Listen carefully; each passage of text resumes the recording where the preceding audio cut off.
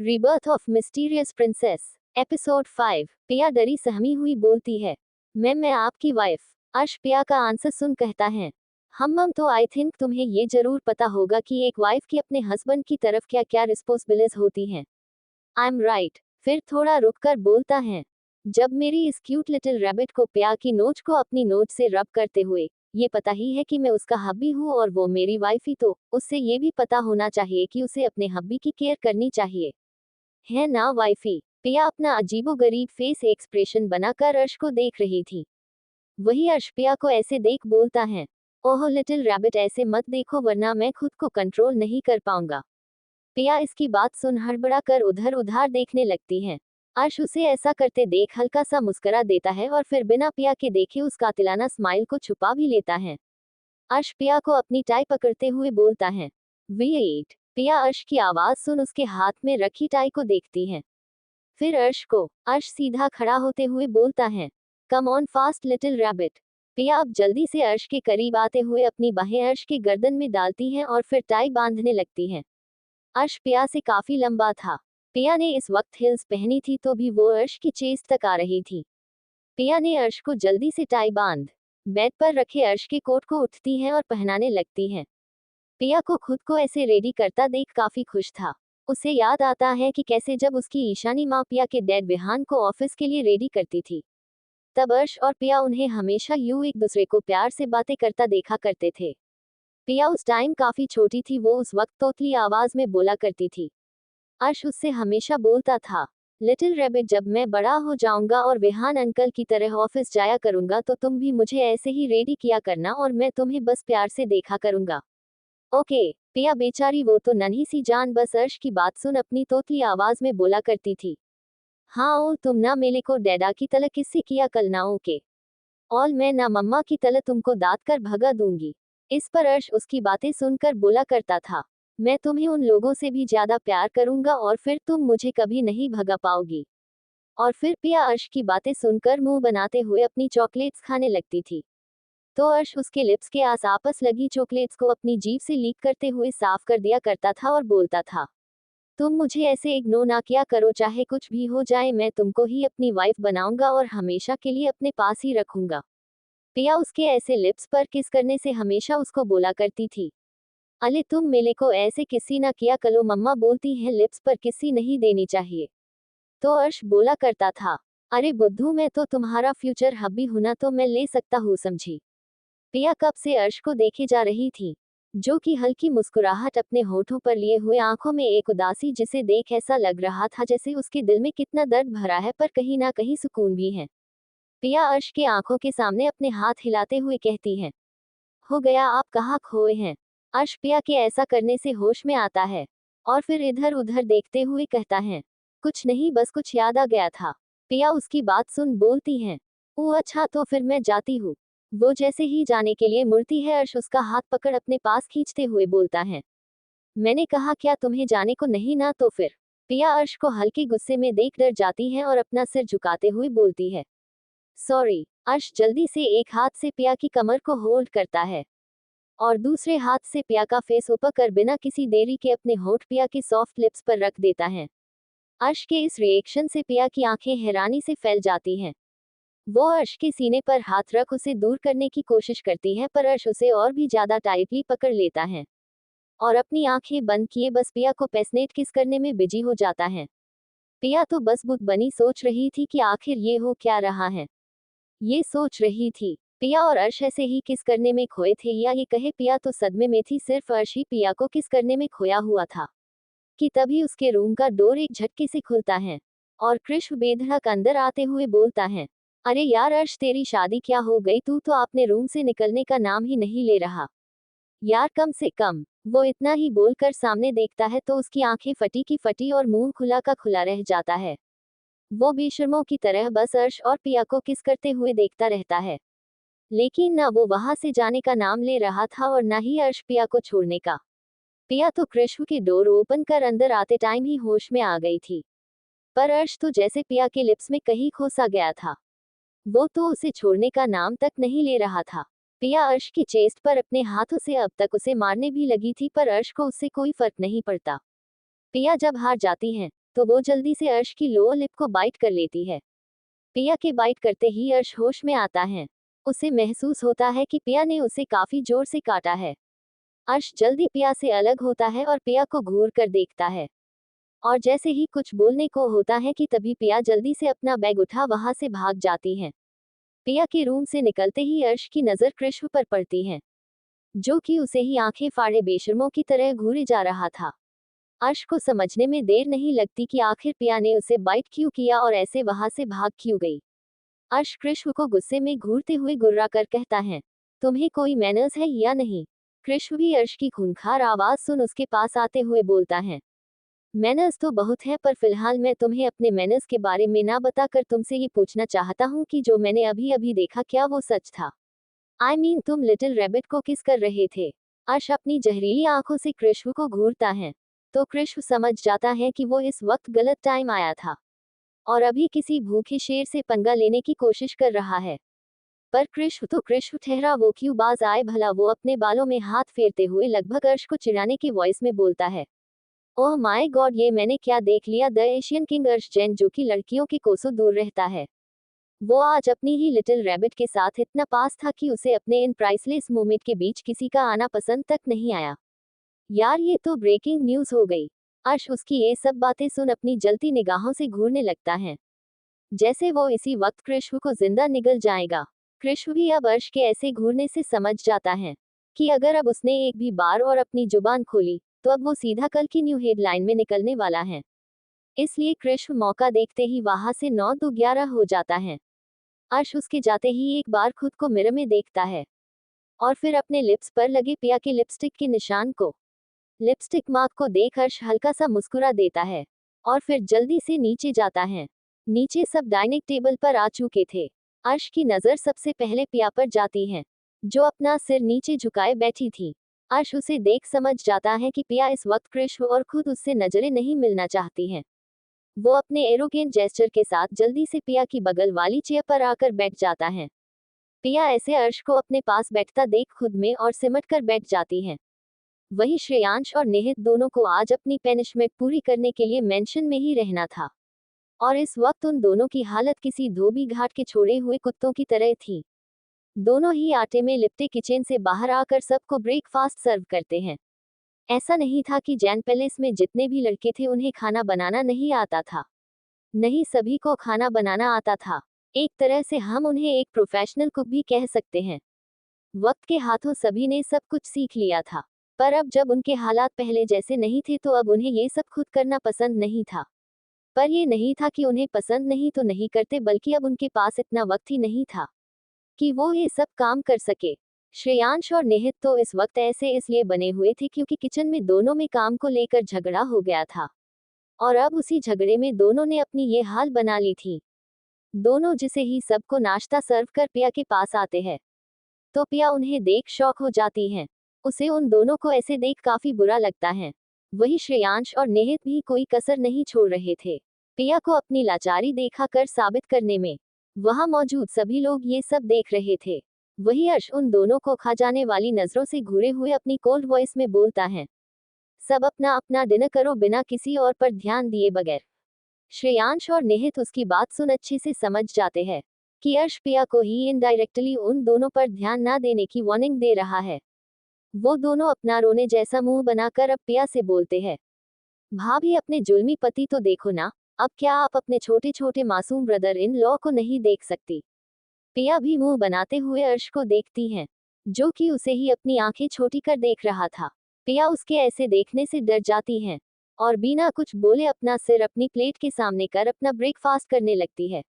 वही अब श्रेयांश निहित को वहां से हटाते हुए बोलता है, चल भाई छोड़, जिस दिन मेरे राक्षस भाई के बच्चे आ जाएंगे ना, इस दिन मैं इन्हें बताऊंगा, चुन चुन के बदले लूंगा उन सब से। अर्श उसकी बात सुन अपने दांत पिसते हुए कहता है, जस्ट शूट अप। पिया अपना सिर झुकाए जो अपना ब्रेकफास्ट कर रही थी, वो भी श्रेयांश की बात सुनती है, पर जैसे ही उसे देखने के लिए अपना सिर उठती उससे पहले ही उसे अर्श के डिटने की आवाज आ जाती है। वो अपनी आंखें भींचे हुए ही मन में बोलती हैं, अरे यार ये सच में डेविल है। इन्हें तो अपने बेचारे छोटे भाइयों पर भी तरस रही आ रहा। और फिर अपनी आंखें खोल अपनी कनखियों से अर्श को देखते हुए खुद से बोलते हैं, अकेले में तो प्यार बरसाते हैं, पर जब सब होते हैं तो पता नहीं इन्हें कौन सा कीड़ा कट जाता है। फिर उसे रूम वाला इंसिडेंट याद आता है। वो अपने दांतों से अपने लिप्स को बाइट करते हुए अपने आप से बोलती है, और तो और आज मुझे किस भी कर लिया, पूछना तक जरूरी नहीं समझा कि क्या मैं तुम्हें किस कर लूं। सीधा अपना मुंह उठाया और किस कर लिया। ऐसा थोड़ी होता है। पिया ऐसे ही बुदबुदा रही थी और अर्श उसे काफी टाइम से नोटिस कर रहा था। वो अपना हाथ टेबल के नीचे से ही पिया के हाथ को पकड़ हल्का सा दबा देता है। उसके इस हरकत से पिया की आंखें फैल जाती हैं। वो जल्दी से अर्श को देखती है, जो उसे अपनी आंखों से ब्रेकफास्ट करने का इशारा करता है। पिया भी जल्दी से उस पर से अपनी नजर हटा नाश्ता करने लगती है। कुछ ही टाइम में सबका ब्रेकफास्ट हो जाता है और सब वहां से ऑफिस के लिए निकलने लगते हैं। पिया भी अपना बैग लेकर पेंसिल से बाहर जाती है कि तभी कोई पीछे से उसका हाथ पकड़ लेता है। ऐसे पिया अपना हाथ पकड़े जाने से डर जाती है। वो जैसे ही पीछे मुड़कर देखती है तो उसके मुंह से एक ही शब्द निकलता है, आप। ये और कोई नहीं बल्कि अर्श था, जिसने पिया का हाथ होल्ड किया हुआ था। वैसे तो जैन पैलेस की सिक्योरिटी सिस्टम काफी टाइट थी, पर फिर भी पिया को ऐसे अचानक से उसके हाथ पकड़ने से डर लग गया था।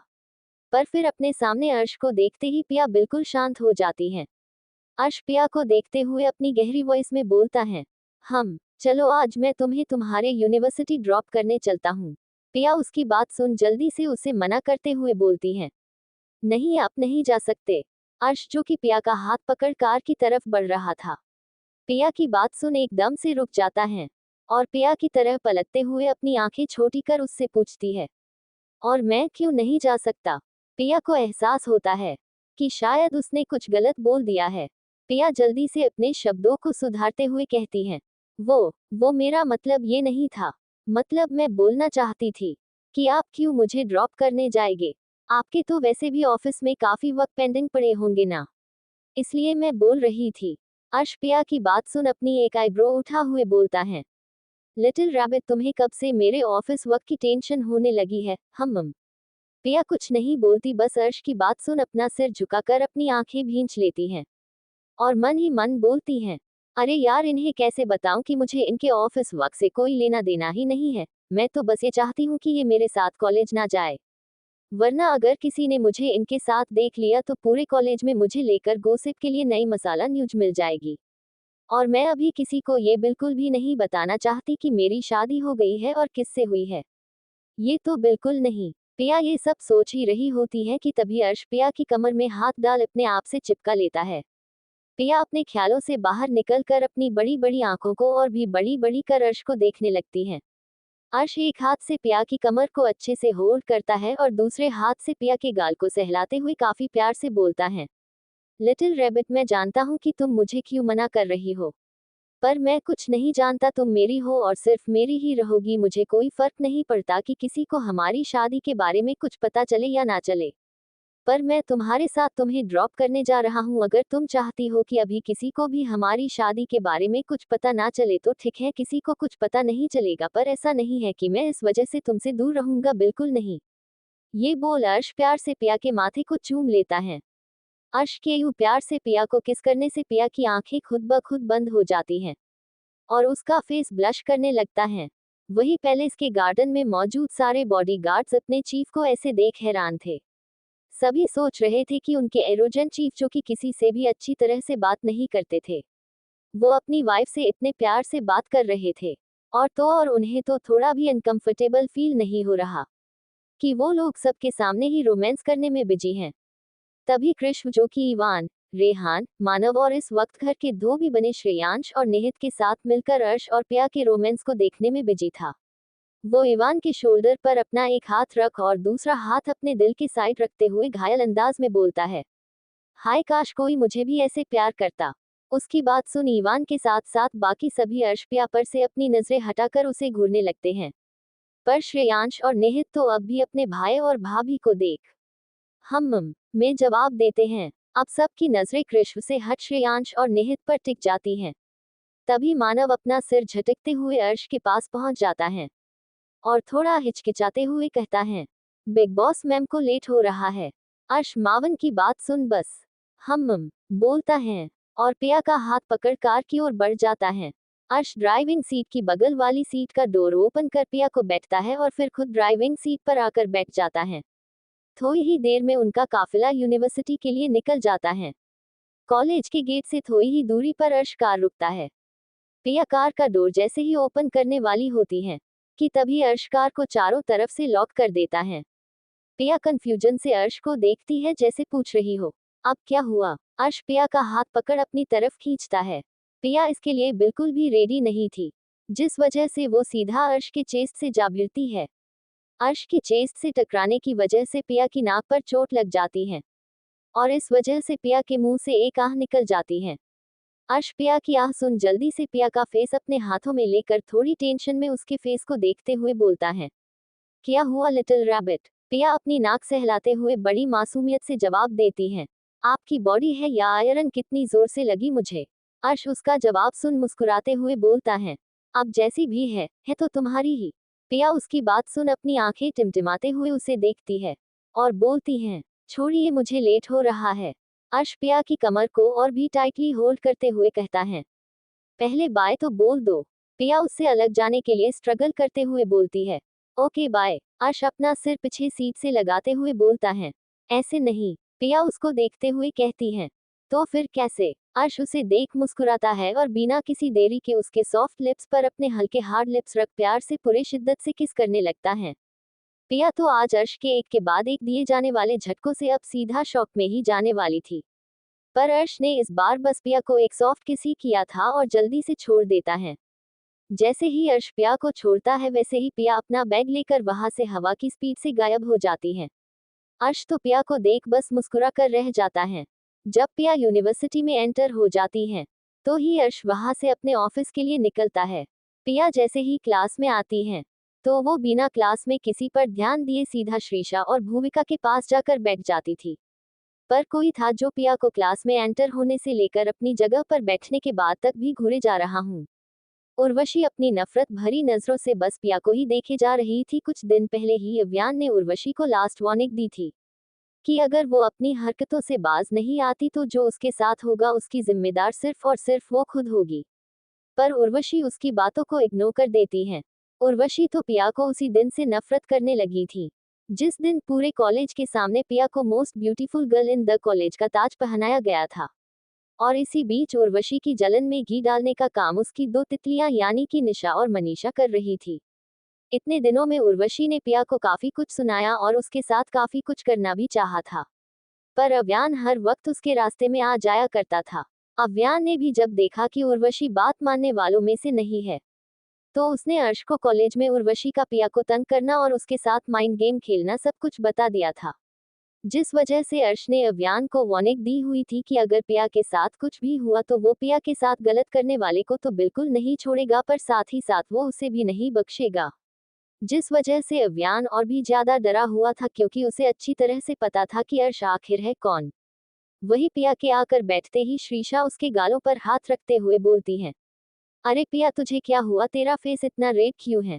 भूमिका भी श्रीशा की बात सुनती है तो पिया के फेस को देखती है और बोलती है, पिया तुम्हें कोई इन्फेक्शन है क्या। पिया दोनों की बात सुन अपना हाथ अपने गालों पर रख पप्पी फेस बनाते हुए बोलती है, नहीं यार मुझे कोई इन्फेक्शन नहीं है, ये सब उनकी वजह से हुआ है। श्रीशा और भूमिका अपना अजीब सा फेस बना कर पिया को देखती है, फिर एक दूसरे को देख अपनी आईब्रोज उचका देती हैं। श्रीशा थोड़ा मुंह बनाते हुए कहती है, यार पिया तू ठीक ठीक से बताना आखिर तुझे हुआ क्या है। भूमिका भी बीच में बोलती है, हाँ और किनकी वजह से क्या हुआ है हमें तो कुछ समझ ही नहीं आ रहा। पिया वैसे ही अपने दोनों हाथ अपने दोनों गालों पर रख बारी बारी से श्रीशा और भूमिका को देखती है।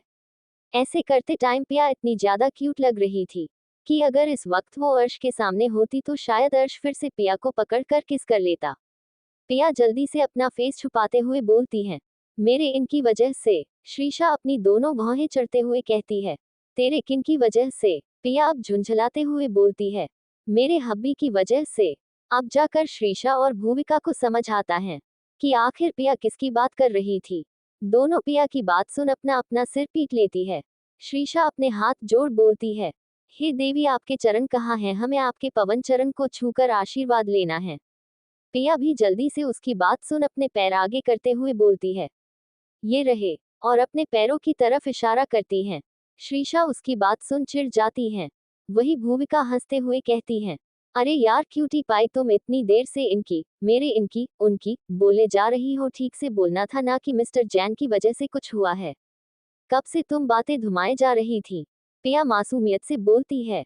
हाँ मैं बोल तो रही थी, पर तुम दोनों समझे ही नहीं। श्रीशा उसके सिर पर हल्की चपत लगाते हुए बोलती हैं, पगलू तुझे जीजू का नाम लेने में क्या टैक्स भरना पड़ता जो तू जीजू का नाम नहीं ले रही थी। हाँ। पिया उसकी बात सुन ब्रेंच पर रखे पेन को उठाते हुए बोलती हैं, नहीं टैक्स नहीं देना पड़ता। पर भूमिका पिया को देखते हुए बोलती हैं, पर क्या। पिया उसे देख बोलती हैं, पर मुझे ना उनका नाम लेने शर्म आती है इसलिए। उसकी बात सुन भूमिका और श्रीशा इतना अजीब फेस रिएक्शन देती हैं, जिसे देख पिया बोलती हैं, क्या हुआ, तुम दोनों ऐसे क्यों मुंह बना रहे हो, तुम्हें वॉमिटिंग आने वाली है क्या। श्रीशा पिया से चिढ़ते हुए बोलती हैं, पागल लड़की, तुझे अपने पति का नाम लेने में शर्म आती है तो तू उन्हें क्या कहकर बुलाती है। पिया अपनी पलकें बार बार झपकते हुए बोलती हैं, अम्मा वो मैं ना उन्हें कुछ बुलाती ही नहीं हूँ, क्योंकि मैं उनसे बात ही कहा करती हूँ जो मुझे उन्हें कुछ कहकर बुलाने की जरूरत पड़ेगी। और वैसे भी मैं उनके साथ बस मुश्किल से 4 या 5 दिन रही होंगी, उसके बाद तो वो मुंबई चले गए थे ना। भूमिका अपना मुंह खोले हैरानी से बोलती है, पिया क्या सच में तुम मिस्टर जैन से बात नहीं करती। उसके सवाल को सुन पिया भी अपना सिर हाँ में हिला देती हैं। श्रीशा पिया को अपनी तरफ घूमते हुए बोलती हैं, तो क्या जीजू भी तुझसे बातें नहीं करते। पिया उसे देख बोलती हैं, नहीं नहीं वो तो मुझसे बातें करते हैं, और वो तो मुझे लिटिल रैबिट बुलाते हैं। श्रीशा जैसे ही कुछ बोलने को होती है कि तभी क्लास में लेक्चरर आ जाते हैं। तीनों अपनी बातों की दुनिया से निकल अब अपनी पढ़ाई करने लगती हैं। पिया, श्रीशा और भूमिका अपनी बातें छोड़ प्रोफेसर के आते ही जल्दी से अपना क्लास अटेंड करने लगती हैं। वही दूसरी तरफ अर्श भी अपने ऑफिस पहुंच चुका था। वो ऑफिस में आते ही अपनी पर्सनल लिफ्ट लेकर वहां से सीधा अपने मीटिंग रूम का रुख ले लेता है, क्योंकि आज उसकी एक काफी इम्पोर्टेंट मीटिंग थी। ये वही मीटिंग थी जिसके लिए ही वो अपनी लिटिल रैबिट को छोड़ मुंबई गया हुआ था। इवान भी अर्श के साथ ही मीटिंग रूम में अपने न्यू क्लाइंट्स के साथ प्रोजेक्ट को लेकर डिस्कस कर रहा था। जैन पैलेस में श्रेयांश और निहित पैलेस को साफ कम गंदा ज्यादा करने पर लगे थे। लीना तो दोनों को देख अपना सिर पकड़ लेती है, पर वो कुछ कर भी तो नहीं सकती थी, क्योंकि अर्श ने सभी सर्वेंट्स को वार्निंग दे रखी थी कि अगर किसी ने भी उन दोनों की छोटी सी भी हेल्प की तो ये उसके जॉब का लास्ट डे होगा। और उनमें से किसी को इतनी अच्छी जॉब से हाथ नहीं धोना था। इसलिए लीना को तो क्या, वहां काम करने वाले सभी सर्वेंट्स को अपनी जॉब प्यारी थी। इसलिए सब पूरा घर खाली कर अपने अपने क्वार्टर में चले जाते हैं। श्रेयांश ने तो सफाई अभियान चलाने के तहत ही निहित की फेवरेट टी शर्ट फाड़ दी थी, जिस वजह से निहित श्रेयांश पर ही टूट पड़ा था। और जो कुछ देर पहले दोनों ने लिविंग एरिया को साफ सुथरा कर चमकाया था, उसे वापस से पहले से भी दोगुनी हालत में खराब कर दिया था। बाजवा हाउस। कृष्व अपने वार्डरोब के सामने बैठा अपने कपड़े को निहार रहा था और अजीब अजीब मुंह बनाए जा रहा था। ऐसे ही कपड़ों को देख देख कृष्व फ्रस्ट्रेट होते हुए बोलता है, इट्स सो इरिटेटिंग। और फिर जल्दी से अपना फोन उठाकर किसी को कॉल लगा देता है। कॉल रिसीव होते ही कृष्व जल्दी से बोलना शुरू कर देता है, रोहित कृष्व का पीए, मुझे 10 मिनट के अंदर अपने लिए इस सिटी के सबसे बेस्ट कपड़े चाहिए। फिर रोहित को वार्निंग देने के लहजे में बोलता है, बस 10 मिनट है तुम्हारे पास, अगर जरा सा भी लेट हुआ तो तुम अपने बारे में सोच लेना। और बिना रोहित की बात सुने कॉल कट कर देता है। रोहित तो हक्का बक्का होकर बस अपने हाथ में पकड़े फोन को देख रहा होता है कि तभी उसे याद आता है कि उसके बॉस ने उसे वार्निंग दी है। वो वहां से सीधा अर्श के मॉल के लिए भागता है, क्योंकि जिस हिसाब के कपड़े कृष्व को चाहिए थे वो उसे सिर्फ अर्श के मॉल में ही मिल सकते थे। कॉलेज में क्लासेज ओवर हो चुका था। ब्रेक टाइम के लिए सभी कॉलेज के ही कैंटीन में जाने लगे थे। श्रीशा भी पिया और भूमिका के साथ वहां से कैंटीन के लिए जाते हुए पिया से पूछती हैं, अरे यार पिया, तूने तो बताया ही नहीं कि जीजू ने ऐसा क्या कर दिया जो तेरा फेस इतना ज्यादा लाल पड़ गया था। तो भूमिका पिया को छेड़ते हुए श्रीशा से बोलती हैं, अरे श्रीशा तुम भी ना। अरे पिया का फेस लाल नहीं बल्कि ब्लश कर रहा था। और ये बोल भूमिका अपने कंधे से पिया के कंधे को टक्कर मारते हुए काफी क्यूट वॉइस में बोलती है ना पिया, मैं सही कह रही हूँ ना क्यूटी पाई। पिया को उनकी बातें सुनकर रात से लेकर आज कॉलेज में आने तक की सारी बातें याद आने लगती हैं। वो अपना सिर झुकाकर फिर से शर्माने लगी है। तभी श्रीशा चिल्लाते हुए पिया से पूछती हैं, पिया जीजू तो आ जाने वाले थे ना, तो फिर ये जीजू की वजह से तू लाल क्यों हो गई थी। तभी भूमिका बोलती हैं, अरे श्रीशा। श्रीशा अपना दांत दिखाते हुए कहती हैं, अरे हाँ, सॉरी सॉरी, तू जीजू की वजह से कैसे ब्लश कर सकती हैं। तो पिया बोलती हैं, अरे वही तो, वो आज ही आने वाले थे पर पता नहीं कैसे कल आ गए और आते ही तो श्रेयांश और निहित को पनिशमेंट भी दे दिया। ये सब बोलते वक्त पिया थोड़ी सी उदास हो गई थी। श्रीशा बोलती है, पर जीजू ने उन लोगों को पनिशमेंट क्यों दी। ये सब बोलते हुए वो तीनों अब कॉलेज कैंटीन में आ चुके थे। पिया अपने लिए जगह देखते हुए बोलती हैं, अरे क्योंकि उन्होंने मानव भैया के खाने में नमक मिर्ची डाल दी थी ना, इसलिए। भूविका अपनी जगह पर बैठते हुए पिया से पूछती है, पर फिर मिस्टर जैन को इस बारे में कैसे पता चला, मतलब अगर किसी ने उन्हें बताया होगा तभी तो उन्हें पता चला होगा ना। श्रीशा भी भूविका के पास वाली चेयर पर बैठते हुए बोलती हैं, हाँ ये तो पॉइंट है, जीजू को किसने बताया। और वैसे भी उन दोनों के साथ सही भी हुआ, क्यों किसी के खाने में नमक मिर्ची डालना भला। पिया मासूम सा चेहरा बनाते हुए लो वॉइस में बोलती हैं, हाँ पर मैंने भी उनका साथ दिया था, पर उन्होंने मुझे पैनिश नहीं किया, सिर्फ उन दोनों को ही पैनिश किया। और सबके सामने बोला कि वो मुझे बाद में पनिश करेंगे। श्रीशा अपनी आंखें बड़ी बड़ी करते हुए उससे पूछती है, क्या सच में जीजू ने ऐसा कहा।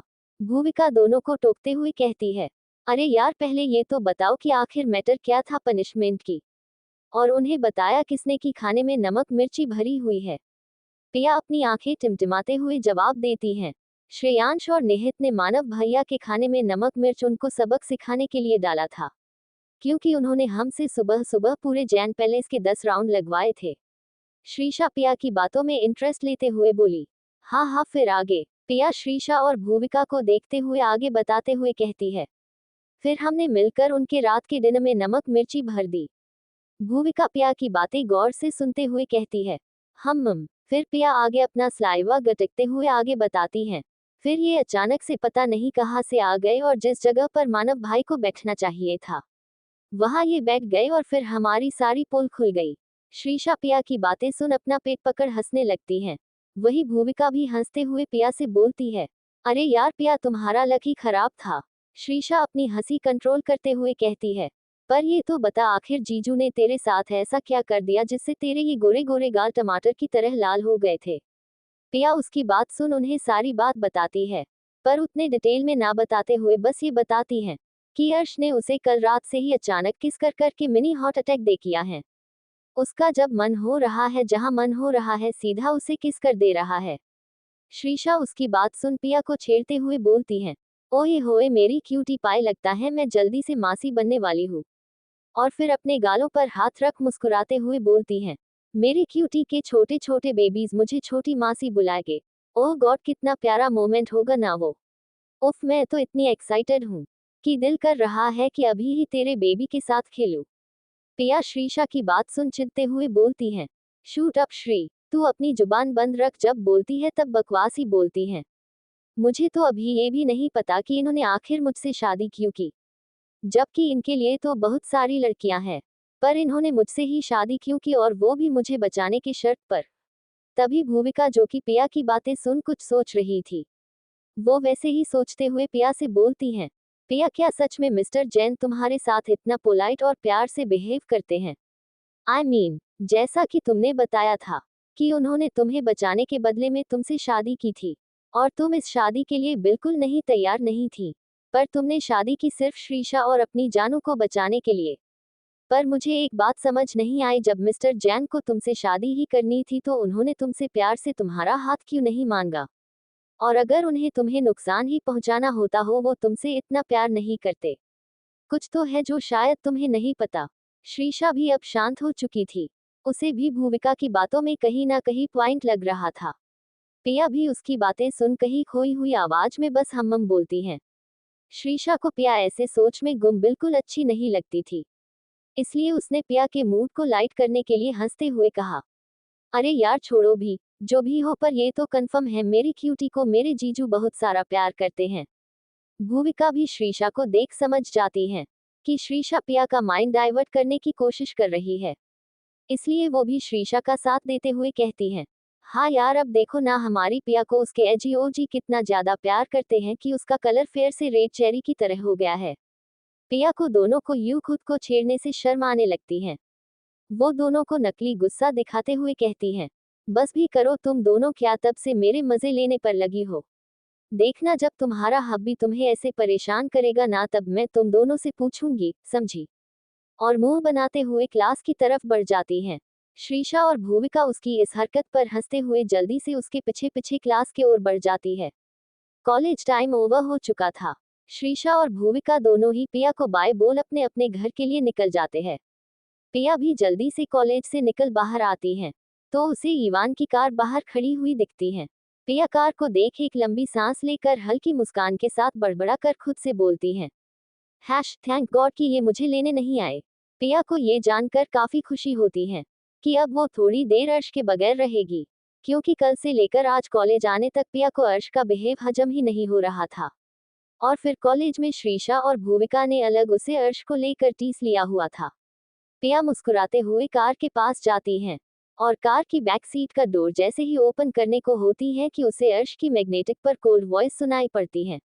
अर्श उससे कहता है, लिटिल रैबिट आगे आओ। पिया अर्श की आवाज सुन वही जम जाती है, और जो कुछ देर पहले प्यारी सी मुस्कान पिया के फेस पर खिली हुई थी, अब धीरे धीरे गायब होने लगती हैं। उसके हाथ जहां थे वहीं रुक जाते हैं।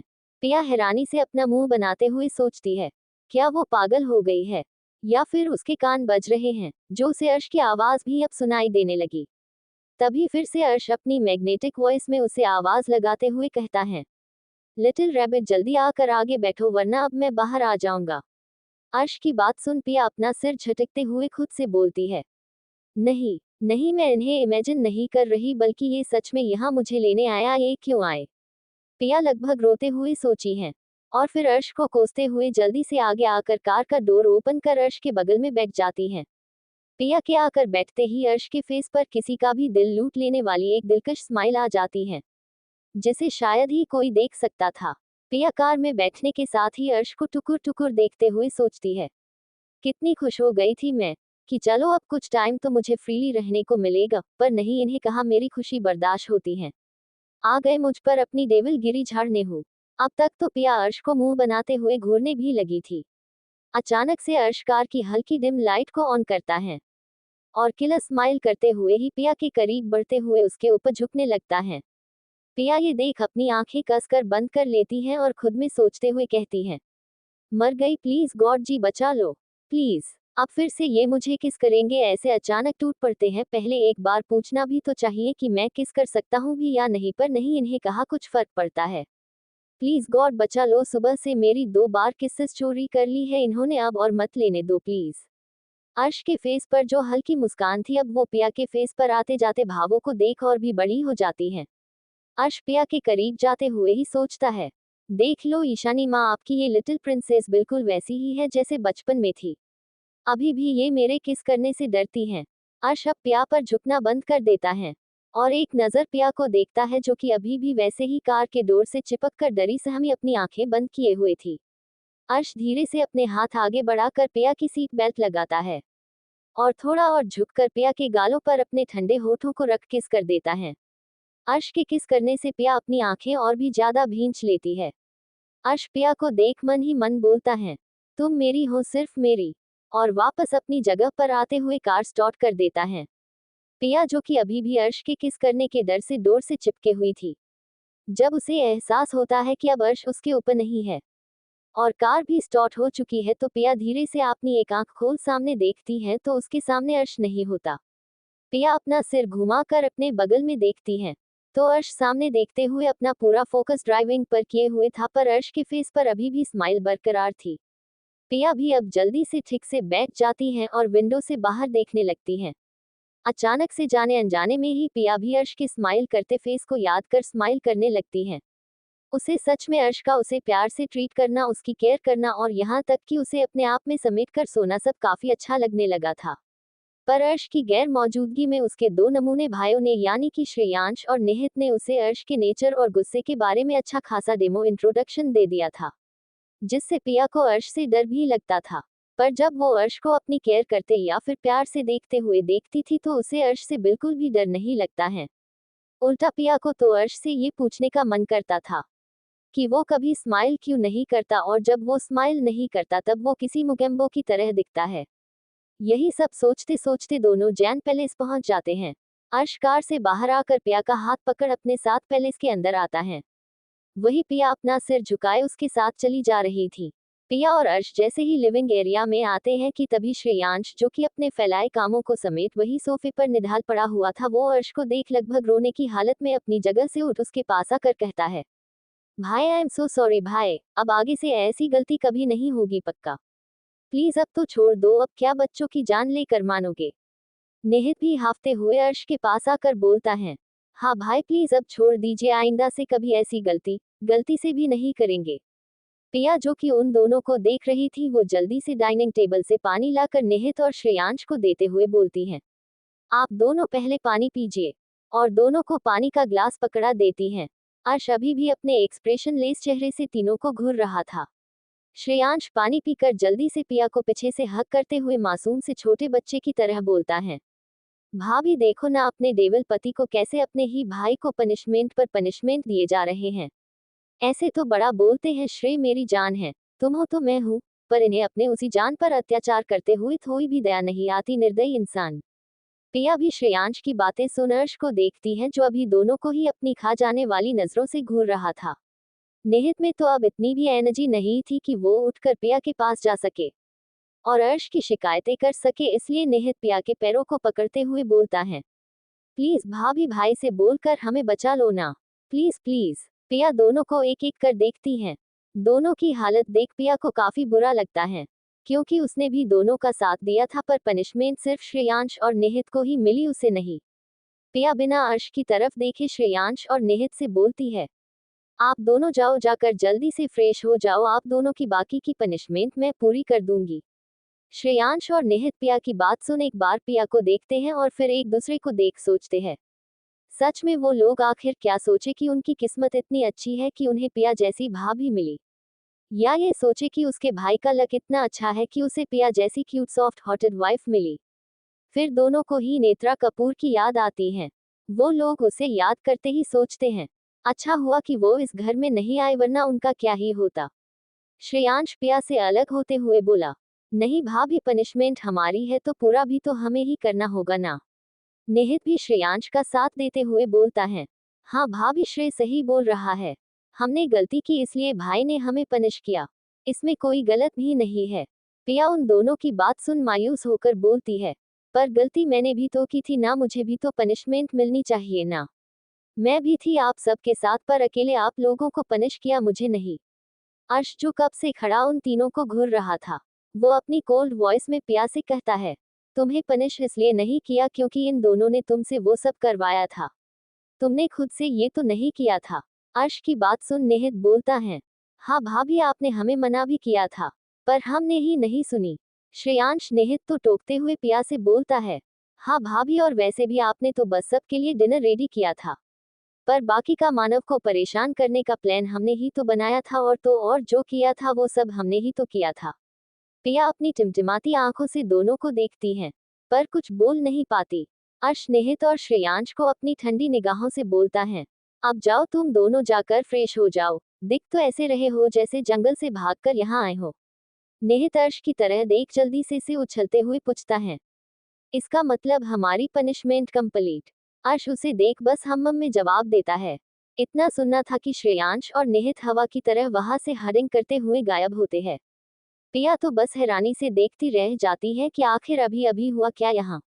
अर्श पिया के पास आकर उसे बोलता है, अब चले। पिया इतने करीब से अर्श की आवाज सुन 2 कदम पीछे हट जाती है और अर्श को देख जल्दी से हाँ में सिर हिला देती है। अर्श भी जल्दी से पिया को लेकर अपने रूम में चला जाता है। यही आज दादू और दादी वापस आने वाले थे, इसलिए मानव इस वक्त उन्हें पिक करने गया हुआ था। शाम के वक्त सभी ऑफिस से आकर लिविंग एरिया में थोड़ी देर बैठते हैं, फिर जल्दी से फ्रेश होने अपने अपने रूम में चले जाते हैं। ये एक तरह से जैन फैली का रूल था कि वो सभी अपने काम से फ्री होने के बाद खुद के साथ टाइम स्पेंड करते थे। उन सब के जाते ही मानव दादी और दादू के साथ पैलेस पहुंचता है। दादी और दादू पैलेस को शांत देख समझ जाते हैं कि सभी इस वक्त अपने रूम्स में रेस्ट कर रहे होंगे, इसलिए दादू मानव को भी रेस्ट करने को बोल देते हैं। मानव जाओ अब तुम भी आराम कर लो, थक गए होगे। मानव दादू की बात सुन बोलता है, पर दादू अभी तो आपसे किसी ने मिला भी नहीं, आप पहले सबसे मिल लीजिए। दादू उसकी बात सुन उसे मना करते हुए बोलते हैं, अरे मानव बेटा तुम जाओ, हम सब से रात के डिनर के टाइम ही मिल लेंगे। अभी सब थक कर आए होंगे इसलिए अभी रहने दो, तुम भी थक गए होगे इसलिए जाओ और जाकर रेस्ट करो, हम भी थोड़ा आराम कर लेते हैं तब तक। मानव दादू की बात सुन अपना सिर हिला देता है और वहां से अपने रूम की ओर बढ़ जाता है। दादी दादू भी अब अपने रूम में रेस्ट करने चले जाते हैं। Thank you for listening. Like और कमेंट करना ना भूलें और मोर स्टोरीज के लिए सब्सक्राइब करें। मिलते हैं नेक्स्ट वीडियो में।